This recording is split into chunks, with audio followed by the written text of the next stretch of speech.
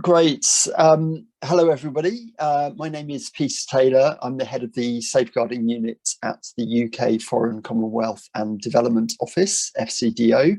The unit I head, our work focuses on tackling sexual exploitation and abuse and sexual harassment during the delivery of humanitarian and development programmes.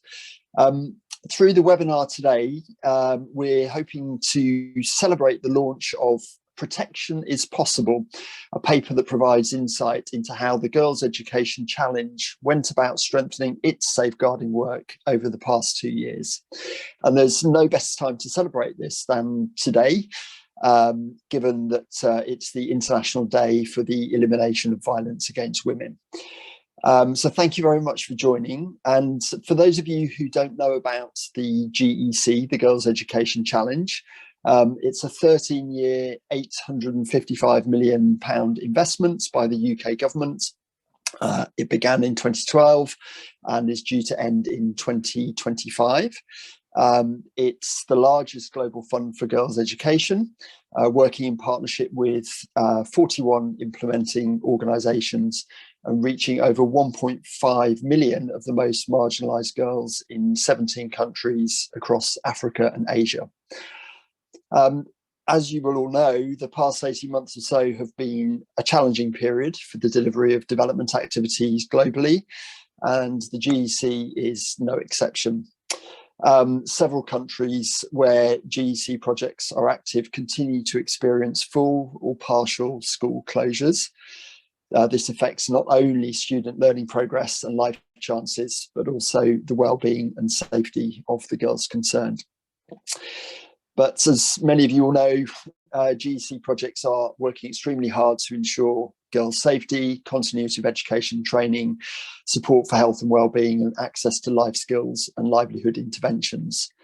And where schools have reopened, projects are providing a range of bespoke support to enable students to return to school safely and continue their learning, mitigating the harsh reality of the economic, social and psychological impacts of the pandemic.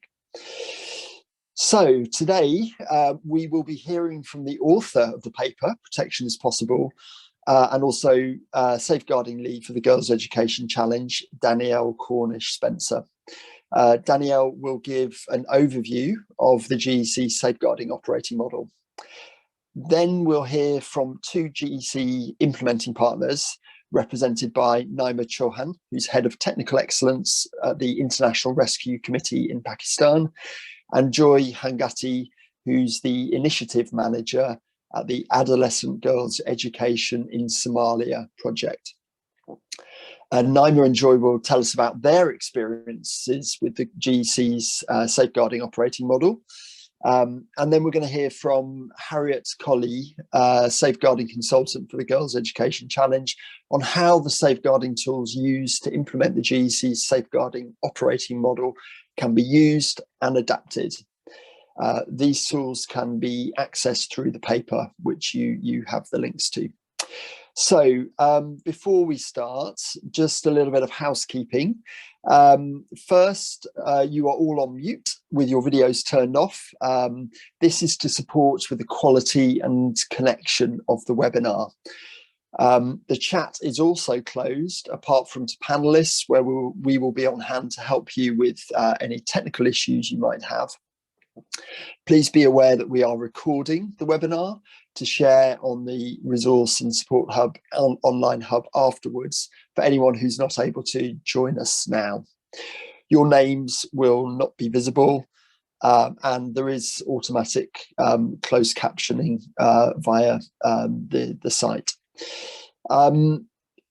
If you would like to ask any questions, and we hope that you will, during for the live Q&A session a bit later, please add them to the Q&A function throughout the webinar.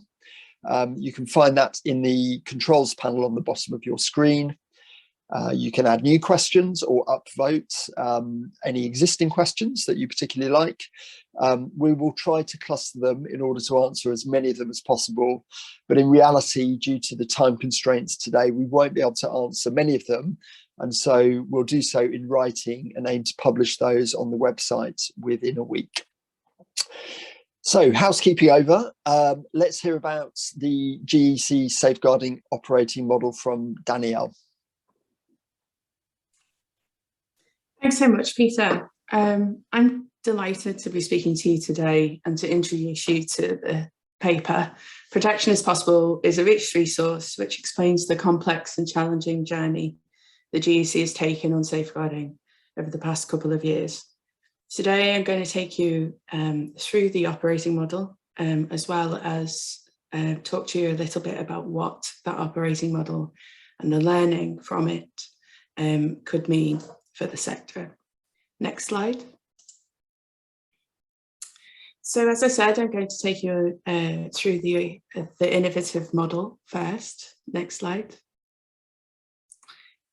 So the GEC is one of FCDO's highest safeguarding risk projects, working directly with some of the most marginalised girls in the world, as Peter's talked to you about previously. In 2019, the FCDO asked that we ensure that our projects were 100% compliant with the GEC's 14 minimum standards. These can be found in Protection is Possible paper, but they are standards which address SEAH, child safeguarding and bullying and harassment, and they're based on Keeping Children Safe, CHS and FCDO's own enhanced due diligence safeguarding standards. And we reflected that in order to feel certain that our partners were 100% compliant, that we needed to take an approach which went beyond a tick box exercise towards something that we've termed meaningful compliance. And prior to this, the GEC had used self-directed safeguarding action plans. If we look at the red cycle on the screen, that's where this comes into play. So as I said, prior to this, GEC partners had used self-directed action plans where they'd identified gaps themselves. And after a review from safeguarding experts, we found that there were some further gaps that needed to be addressed in order for partners to be meaningfully compliant. Our model was therefore one that moved deliberately away from self-audited processes with a traditional focus on compliance. And instead we favoured an independent approach which was based on constant review, reflection and support. So we audited policies, practices and procedures, which was the first stage. We then identified gaps and provided projects with action plans. We then used this data to analyse trends which informed capacity building and development and support in order to raise standards across the portfolio, and supported partners as well as holding them accountable through case management and monitoring.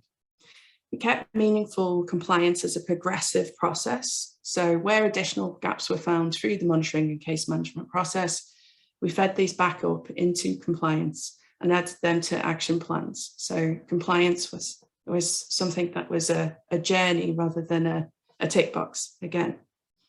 And we felt that this process of reflection, support and accountability would lead to a number of outcomes and multiplied impacts, which you can see on the model on the screen. We can go to the next slide. So this on your screen breaks down the process, or the iterative process, I should say, of the safeguarding action plan way of working. We were able to use the safeguarding action plans to track progress and provide real in-depth quality support. We believe that we weren't there to tell people that something wasn't in place or that something wasn't quite right, but really to support them through this iterative process to find ways to fix that gap, to support them to understand why that gap might exist, and direct them to resources externally where we couldn't provide resources and learning ourselves. We celebrated success and really utilised the project management approach to safeguarding work, encouraging partners to track their own progress, and we even had a little bit of a competition around who could meet that 100% meaningful compliance first. We were also able to use this to analyse trends across the portfolio. But one thing I think might be interesting for you all to hear about is the level of effort. So we've broken that down here for you. In the first year, we had 2 full-time members of staff, myself and Andrea Watkins, 2 part-time members, Harriet Colley, who you'll hear from later, as well as Siobhan King, and we had 9 safeguarding champions. They were working across 41 separate projects. We managed in the first year for our highest risk portfolio to go from a 30% compliance rate to that 100% meaningful compliance. So that's 100% within a year. And that meant partners' own level of effort across the portfolio, both portfolios, 41 projects, was 2,460 actions that needed to be completed, ranging from full policy reviews, establishing new policies, to smaller tweaks, closing gaps, for example, on child marriage, etc., in policy frameworks. And when we think back to our operating model, we see multiplied impact coming through here. So out of all of our lead implementing partners, we needed to work with every one of them to amend or establish global policies, practices, and procedures. So we really did have a global impact across organisations, and we'll hear a little bit later about the impact on our lead and downstream partners from our implementing partners who will speak later on. We can go to the next slide. So that analysis that we were able to deliver across the portfolio was really important, and we wanted to highlight this during this presentation. Because the GEC represents a large cross-section of the development and humanitarian sector, we really wanted to publish our results and felt that potentially the gaps that were present within our partners may also be present within other implementers. And we've put together a list of common gaps, which you can find in the paper, and highlighted the common solutions that we were able to support our partners with as well across all of our different standards. Next slide. And one of the things, or the biggest thing that I am particularly proud of, is that through this operating model, we were able to see a real increase in reporting of incidents. From 2018 to 2020, we saw a 341% increase in reporting of incidents. Now that can be influenced by a number of different factors. There are new projects, etc. But that is a very significant increase. We've also seen an increase in case handling and the way in which that has improved. And we've seen real trust develop in the reporting mechanisms that are in place in our projects as well. We can go to the next slide. So what does this mean? Next slide. Well, it means that protection is possible. And the GEC's safeguarding operating model really demonstrates that at large scale, shifts are possible in the sector where there is the right safeguarding operating model in place and the right level of accountability. It's also proven that our approach is a success. And we have seen over the past 2 years extensive, intensive and meaningful improvements in safeguarding work across the GEC. We also believe that in reaching meaningful compliance, we then are able to potentially provide space to deliver more transformational work, which addresses the root causes of safeguarding concerns within the sector as well. Next slide. So we have 2 big messages, I think, from the report and from the lessons that we've learned through the implementation of the model. The first is to move beyond compliance. It's a tick box exercise, and the how and why is listed on the slide. The first kind of lesson is to listen to those at risk, to women and girls. The second is to look beyond a policy level traditional approach and get into the details, because the details is where the safety is. Prioritize actions which have a direct impact on survivors first. Acknowledge from the donors or fund management side that the sector is learning and be comfortable with that. That safeguarding case management should be responsive to one another, and that compliance isn't a one-time thing, but to be meaningful, it should be responsive to that case management and monitoring, and address underreporting. One of the biggest lessons in moving beyond compliance is the need for the sector to learn from gender-based violence and child protection actors as well. They were the biggest gaps found across all of the portfolios. Next slide.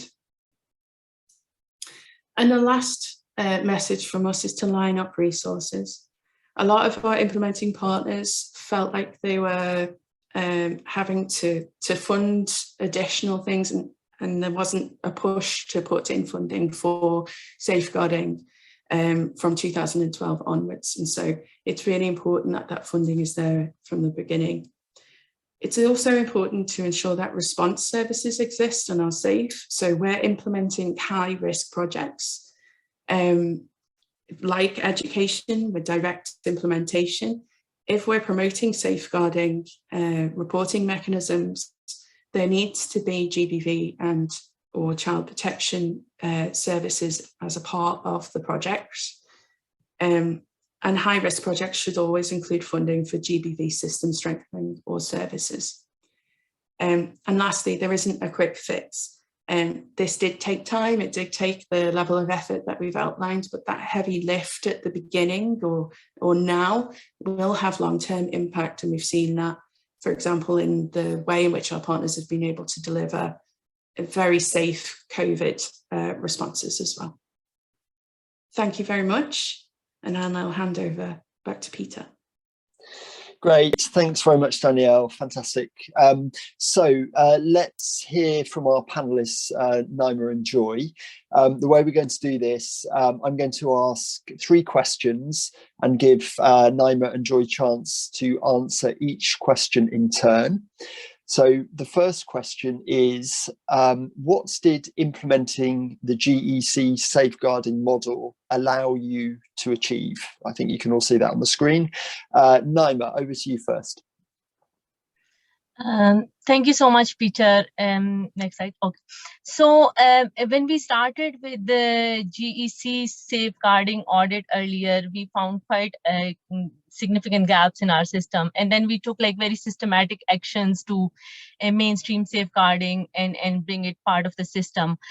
What it helped us to achieve, the most important thing which I can say is that it helped us to share the power with our clients, with our beneficiaries, by making sure that we have channels available, we have means available to help them raise their voices in a safe and supportive manner, where they feel more, where they can trust the system and they can talk about the concerns, they can talk about the interventions and provide feedback and the concerns if they are facing any at the field level. So it helped us to empower our clients in more a better way to talk about the concerns and to talk about the things.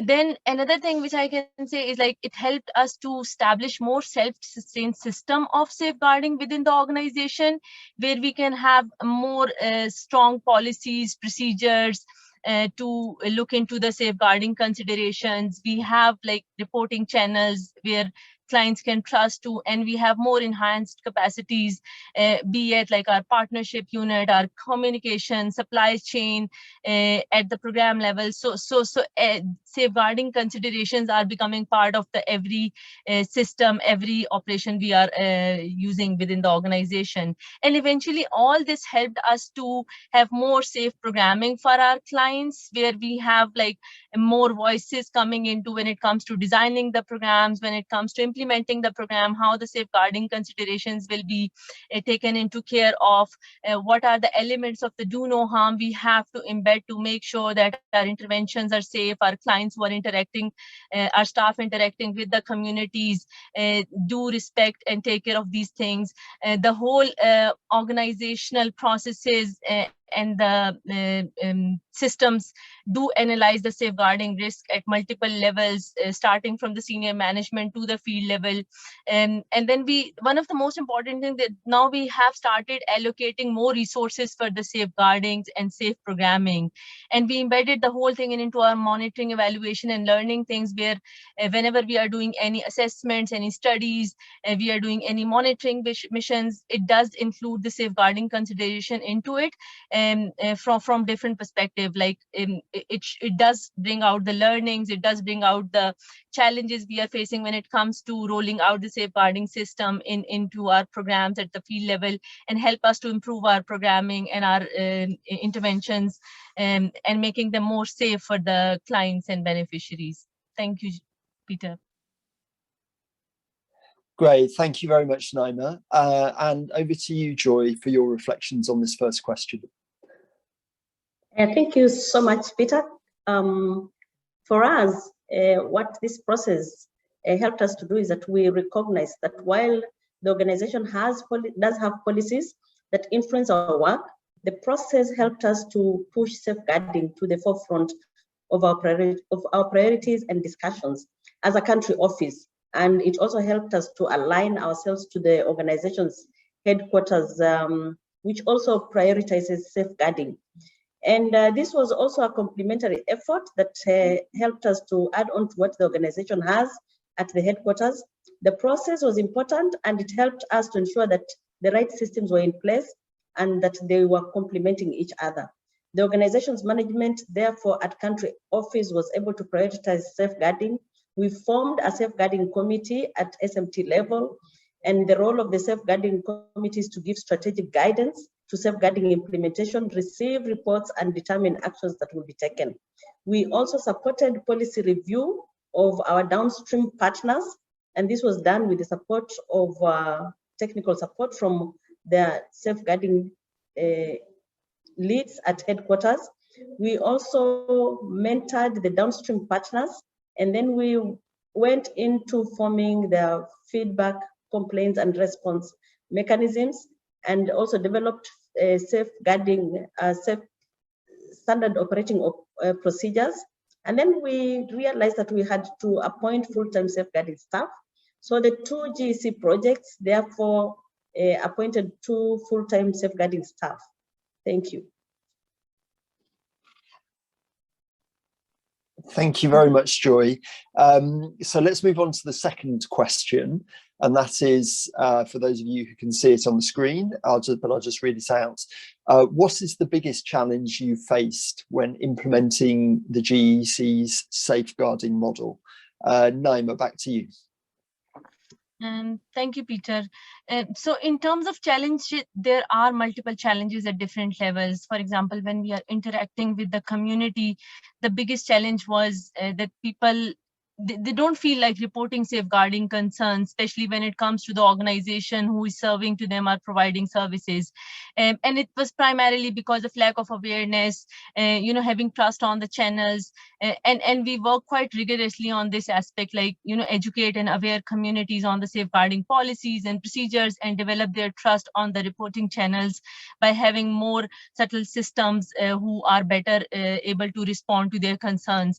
Then when it comes to the partnership level, when we are working with the local partners here, and while doing the due diligence, we realize that they don't have the safeguarding policies and system available. There are no capacities of investigating and responding to the safeguarding issues. There are resource constraints. So a lot of organizational development initiatives were taken to enhance their capacities on the safeguarding, helping them to develop their policies and procedures in place. When it comes to the IRC level, we thoroughly reviewed our policies and procedures and made changes into that, making sure that they are more responsive, they are more comprehensive. And a lot of efforts have gone into developing the right material, which is more user-friendly, age and gender appropriate, making community with the low literacy level to understand the safeguarding things, how to report on those things, just to make sure that they can feel more comfortable and trusted to report on any safeguarding concern. And then another, like one of the biggest challenge was like safeguarding risk analysis was not part of our practices. And it took us quite a while to make sure that it's not only taken care of at the programmatic level, but also like being taken care by the, as I mentioned, communications team, by supply chain, by vendors, by contractors, and that have embedded through a lot of like continuous capacity building, reinforcement, which helped us to achieve like a safeguarding agenda in a better way. Thank you. Thanks very much, Naima. And over to you, Joy, for your reflections on the challenges. Yeah, thank you.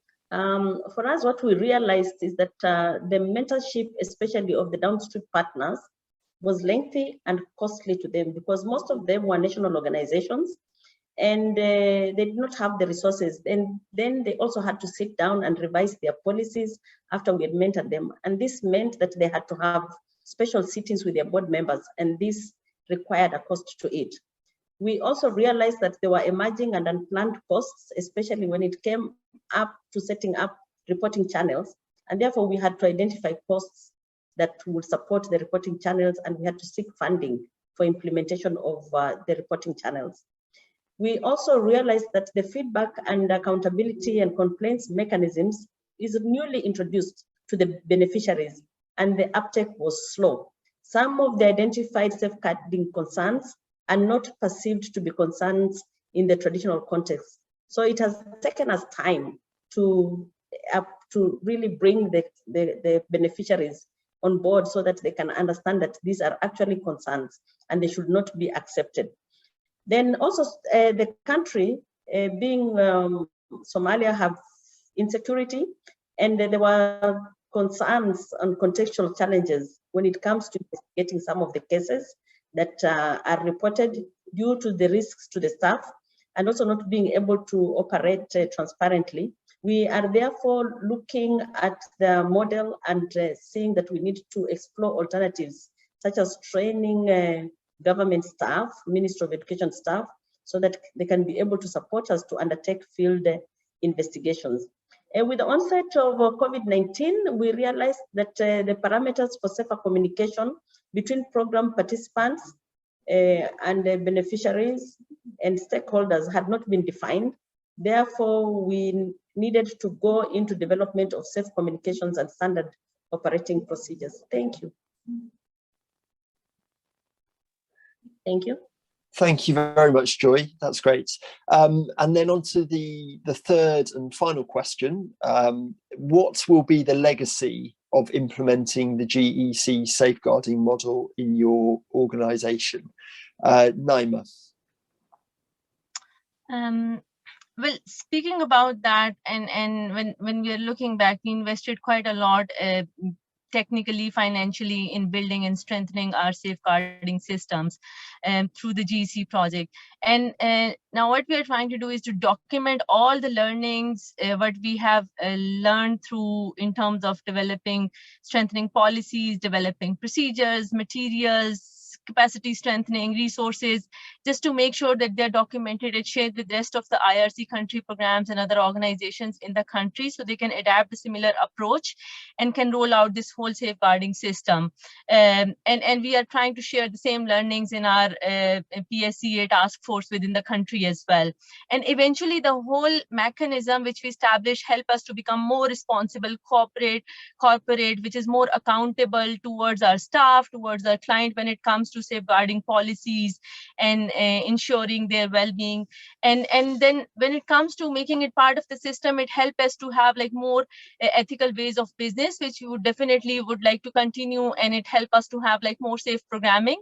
And eventually the most important thing is to empower our clients, like empower those we serve, so they can also have their voices within the programming. They can talk about the concern, and they can be access to the services in a more safer way.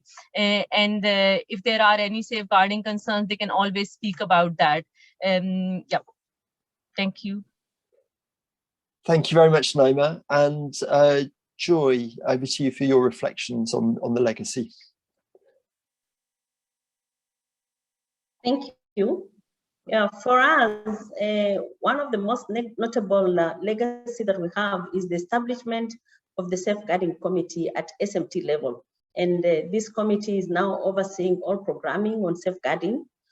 Also, the mentorship of the implementing partners, it has helped to integrate safeguarding into policies for the partners and also for us as a country office, and also for all country office operations. It has also helped us to dedicate safeguarding staffing positions. We now have safeguarding staffing positions also in all our proposals that are coming up. We are also ensuring that we have dedicated safeguarding staffing positions that are embedded into the proposals. We have also integrated safeguarding into partner audits across all our operations. And then we also have closer coordination between the headquarters safeguarding focal points, and this has helped to coordinate on best practices. Thank you. Great, thank you very much, Joy and Naima. So we're now going to hand over to Harriet to hear about the GEC safeguarding tools and how they can be used and adapted. Over to you, Harriet. Thank you, Peter, and welcome everyone. I'll be talking about the safeguarding tools, as already mentioned. So when you look through this report, you'll see a number of links that connect you to some of these tools that if you just have to click on the links and then you'll have all the information regarding the tools. So these tools were created by the GEC Safeguarding team to help support the implementation of safeguarding work around, with the GEC. So next slide. Yeah, so as you can see, there's a number of these tools. Sorry. Yeah, so as you can see, there's so many of these tools, and all of them are really, really important for us to use. However, I would want to shine more light on a few of them. And one of them is the RAG and risk register. RAG and risk guidance note that we want to shine more light on. So this tool allowed for projects to continuously assess the risks their projects have in line with the beneficiaries and the other vulnerable individuals within the project. I think we'll go back to the previous slide.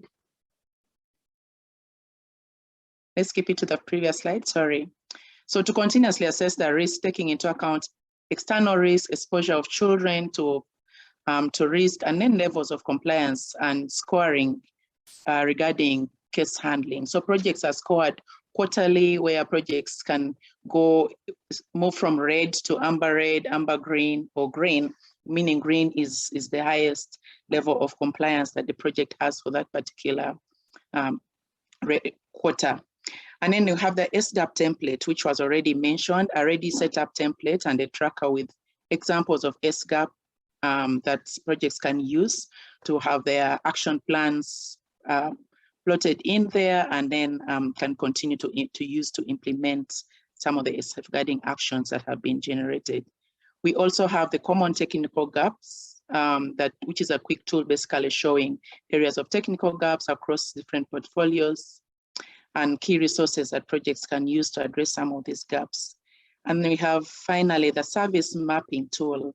The GEC, through the safeguarding interventions, really focused on strengthening survivor-centered response and case handling when responding to incidents of safeguarding. So the service mapping tool was created to create a trusted referral pathway that can be used to refer to survivors with key information to ensure that survivor-centered approach is central in the case handling process, but also in the referral for survivors to be able to access services. Next slide. Next. Next slide, yeah, that. So with this, we want to also shine light on one of the adaptations that we took post-COVID-19, because on-site monitoring was no longer possible, and we could not meet face-to-face. The GEC Safeguarding team developed a distance monitoring tool that was used at a distance to assess and support and work with partners to assess their safeguarding work. So this tool basically uses online phone communication to interview a wide cross-section of implementing partner staff and exposure to their understanding of safeguarding interventions within their own organizations. So what is mainly used is practical case scenarios or examples, and then questions are asked regarding how a staff or how a respondent would respond or intervene in such scenarios. Next slide. Yeah, so what are some of the lessons that we learned with use to these tools? We really highly encourage that projects, organizations, donors, government institutions, that whoever really wants to practice safe programming and ensure protection in their programming, adapt some of these tools to continue to inform and build a safe workplace for everyone.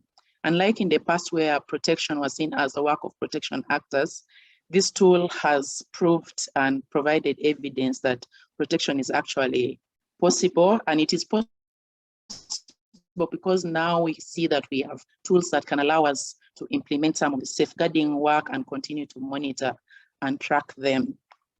On the slide, we see some of the benefits of using these tools, which is basically real commitment and accountability towards safeguarding, target beneficiaries, staff, and resources, but especially for leadership, NGOs, donors, corporates, and institutions, which eventually lead to trust in the organization. Evidence-based capacity planning and building. Through these tools, we are able to see where our gaps are and how we can address them.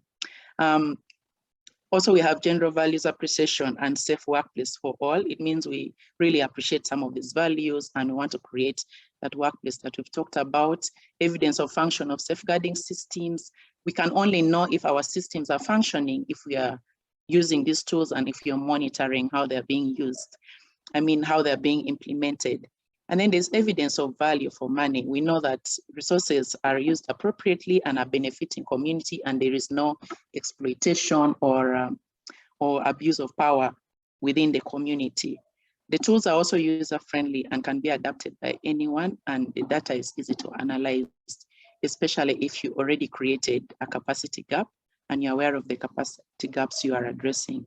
But I think most importantly for me is the evidence of progress and growth that the tool provides us with, that using these tools, we are able to see the big steps that we take forward in as far as safeguarding work is concerned. Thank you for listening. Fantastic. Thank you very much, Harriet. That's great. So look, we've got about 15 minutes for Q&A. So the questions have been coming in, so that's great to see. So what I'm going to do is just try and bunch them together. I'm going to allocate questions to panelists as I think makes sense. But if I ask one of you to answer something you think actually someone's better placed than you, then please feel free to reallocate. You will understand the team dynamics and the project much better than me. So Danielle, I'm going to start with you, and just perhaps I think there are 3 questions that maybe you could just answer in a couple of minutes. First one's probably quite straightforward. Who led on the impact evaluation of the model? The second question is, how did you judge improvement in case handling? And did you control for an expected increase in prevalence regardless of this model? And then the third question, which is related, is a question about the case management system, and somebody asking to know more about that, the pros and the cons and the challenges in using it. Did it help to build trust and increase reporting? So over to you, Danielle, if that's okay on those 3. Thanks. Thanks very much, Peter, and everyone for those questions. So in terms of the impact evaluation, this isn't really an impacting evaluation per se. It's really a learning paper. It's presenting views on what we have learned. We worked with several of our implementing partners to get their views and to make sure that that was kind of placed within the report and integrated into the report as well. And it's demonstrating the model, what we have learned, and that's kind of what it is. I led on the report writing, and there's lots of people who were engaged in supporting the report, including colleagues from FCDO and across the GEC fund manager as well as obviously the implementing partners. In terms of the case handling, I think the figures that we've shown and talked about today demonstrate that reporting has had gone up, had increased. I think in terms of increasing for prevalence, we include a number of caveats when we talk about data, one of which I mentioned during the presentation. So the increase in the number of projects over that time period, as well as, you know, I think COVID will have had an impact as well. But I think it does demonstrate, particularly where a number of the partners previously didn't have many or any reports prior to the implementation of this model, to then it being in receipt of a number of reports from those partners. I think it really demonstrates that the operating model and the increasing meaningful compliance, particularly around reporting mechanisms and case handling, has had a demonstrable impact on that. Then on the case management system, so I think this is it's a really good question, and we explore a little bit the case management system within the report, and I think there's potential that we may release something additional in the future just on the case management approach that we have. So as a fund manager, we've set up an online system through GEC. It has 7 different categories or concerns. One, you know, looking at perpetrators or subjects of concern who are FM staff. One concern where the subjects of concern are members of implementing partners, staff members or associated personnel. And then we get into other types of concerns which are less frequent, but which are really interesting for us in mapping trends in types of violence that are being perpetrated against our girls.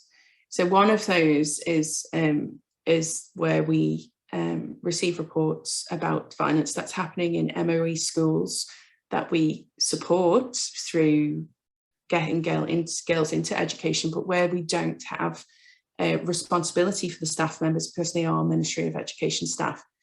And that response is slightly different, where we work on advocacy and supporting the Ministry of Education itself and schools, whether they may be private, to put in safeguarding systems.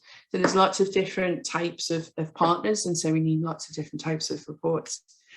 However, the online system itself has been really effective because we're able to set timelines, we're able to track cases, we're able to include all of our case management data and files and reports within a confidential online system. We're able to we have a set number of forms that guide our partners through that case management process. And that looks different for each of the concerned categories. So it's I think it's proven to be a very effective model to work across such a large diversity of projects. And I'd also be happy to share with you further details if that would be of interest. Thanks, Peter. Great, thank you very much, Danielle. So let's just go on to, there are a couple of other questions. Naima and Joy, I'm going to turn to you if that's all right for these. There's a question around what procedures did you use? How did you go about setting up a complaint response mechanism at the community level? I think the person asking the question flagged the hurdles to reporting concerns. You know, how do you generate trust? How do you engage with beneficiaries in the processes? And if you've got any sort of lessons or any reflections about that engagement with beneficiaries and setting up the complaint response mechanism, case management, that would be great. Naima, I don't know if you want to go first. Thank you, Peter. Yeah, so there are several questions. I guess one of the things which is really important, which we learn over the time, that it is extremely important to engage clients in the whole process to establish that trust. For instance, when we were working with the girls, we had quite extensive consultations with them in terms of, identifying what channels they trust and what they can feel comfortable report to. For instance, if you're working in the remote areas where they don't have access to the telephone or they cannot write the complaints using the complaint boxes, so what could be the best way? And the suggestion came in that we have to make sure that there are people deployed in the field whom they can go and talk to. And then when it comes to those focal persons, like safeguarding focal persons, then what should be their role, and what should be the traits, and how we're going to make sure that they are more connected to the girls and using the child friendly communication methods. Then one of the things which was extremely important, that it's good to have the SOPs and good processes and procedures in place, but it's also important for the clients and the communities to understand, like, what are the issues they can report about, and they should be aware of the policies and the code of conduct and other things which are of safeguarding importance. And so we developed a child-friendly version of safeguarding policies. We developed some really pictorial tools, some small videos, just to educate the clients on, like, what could be the do's and don'ts, and what are the things which they should be talking about, not only just to protect themselves, but to protect other girls as well. Because if someone doesn't report, there's a risk factor that other girls or other clients might be affected from the same as well. So one, engagement with them to identify the channels which they feel more trusted, which they have access to, the place where we're gonna put those, for example, channels or focal persons in the field, where they can come and they can trust and they can report around, and then knowing what are the things they can report about. Because, for example, if I talk about the remote rural communities in Pakistan, they might not consider that, okay, this is of something importance. Like, if my teacher is asking me to come to my place and do some house chores, or if she's exploiting me, it's perfectly all right, it is acceptable. But then they need to understand, no, this is not acceptable. And these are the things which we have gradually educated our communities about, their caregivers, their teachers, and everyone. And then another thing we put in place, that having regular feedback channels, like how do they feel about these channels, and if there are any concerns, so that real-time feedback help us to improve those practices, which also gave them confidence. Okay, yeah, this is something they can talk about.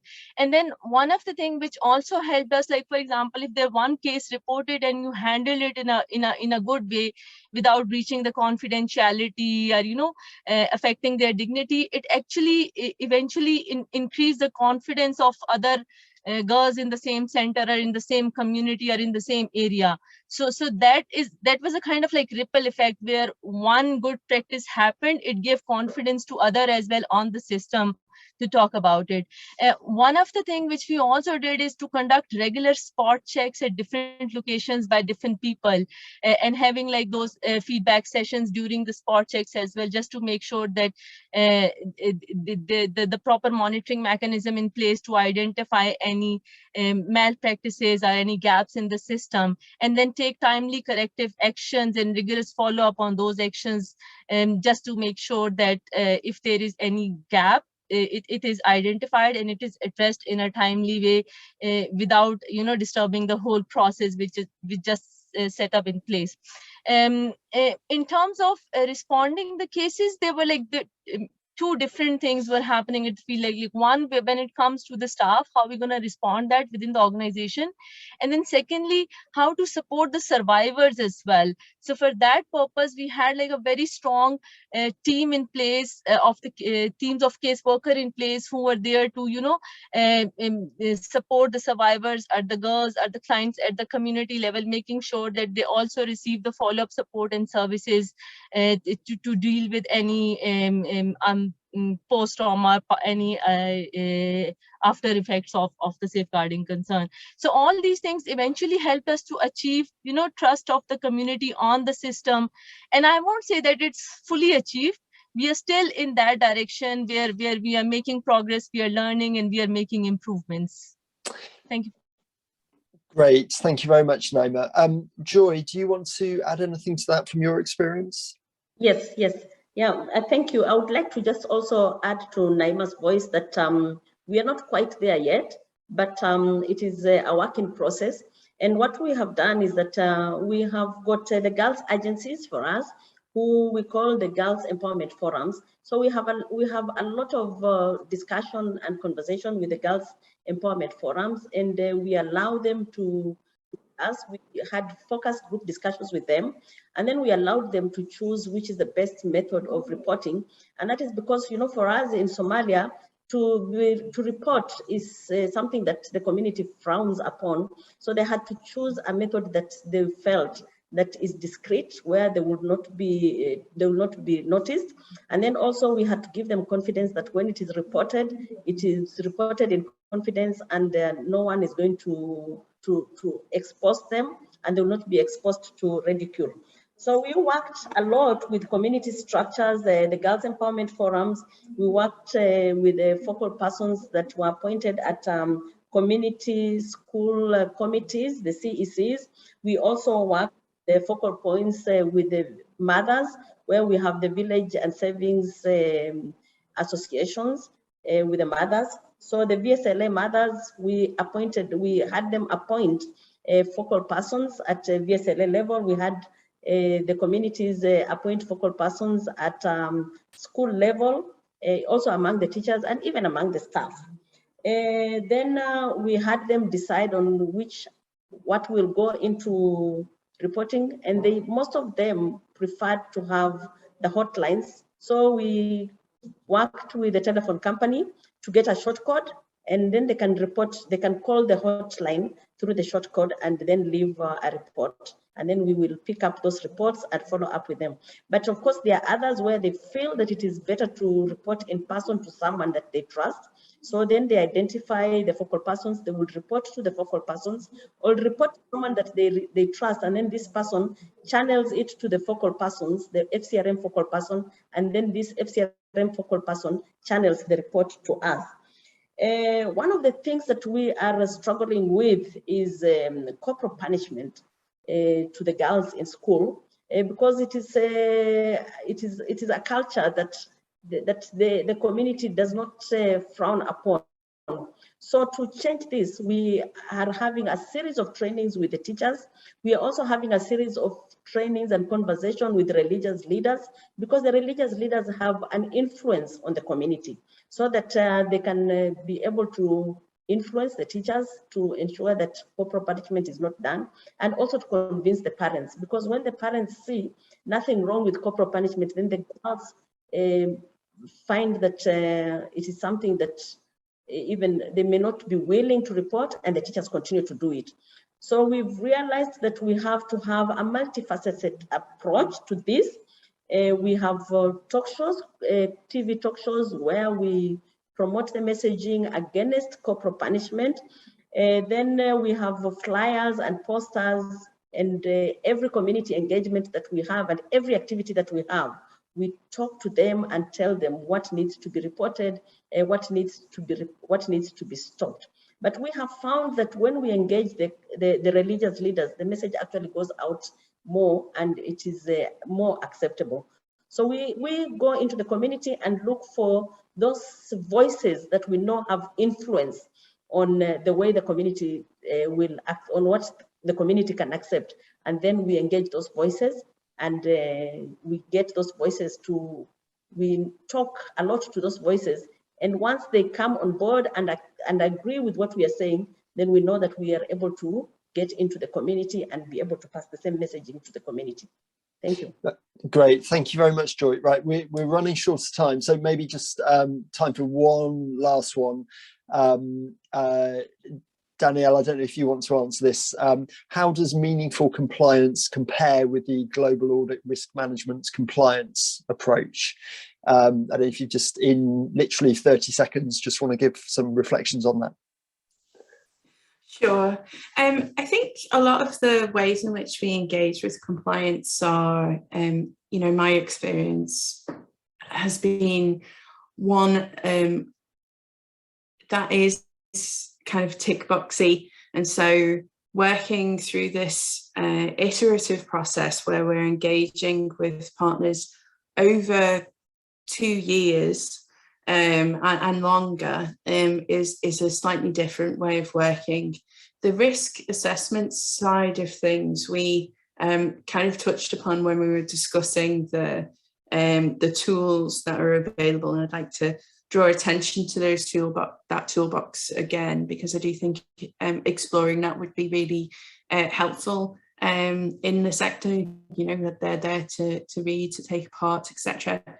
So the tools that we develop for the RAG and risk, you know, oftentimes when we're looking at grant management and risk assessment, that risk assessment might be something that's delivered at the beginning of a project, and then that project has that risk level. The risk level within the GEC changes according to the changes in the context, the changes in compliance, the case handling approaches used by the partner, as well as kind of changes in the type of project too.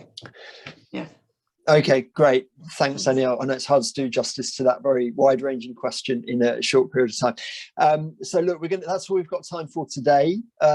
Thanks again to our presenters and panelists for their informative contributions, to all of you for engaging and asking your questions. It's brilliant to see so many people from around the world. Please do share Protection as Possible with your colleagues and networks. The paper is available on the Girls Education Challenge website. I think you've got the link in the chat as well. Please do build on what you've learned today, what you've heard, and use the safeguarding operating model and the safeguarding tools developed by the GEC, and also consider and suggest about how they could be improved further.